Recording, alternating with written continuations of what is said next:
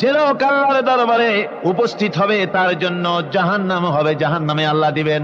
আর ওই জাহান্নামে যখন লোকটা পড়ে যাবে, জাহান্নামের অবস্থা এমন হবে, লা ইয়ামুতু ফিহা ওয়ালা ইয়াহইয়া, সে বাঁচবেও না মরবেও না, জীবন মৃত্যু একটা অবস্থা সৃষ্টি হবে।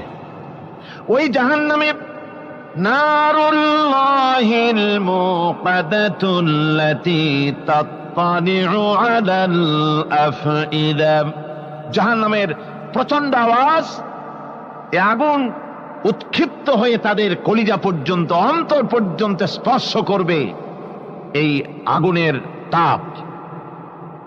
আর এদের পাহারায় রাখা হবে, ইন্নাহা আলাইহিম মুসাদাতুন ফি আমাদিম মুমাদ্দাদা, জাহান্নামীদের পাহারায় রাখা হবে নির্মম, কঠোর ব্যবহার, কর্কশ আওয়াজ,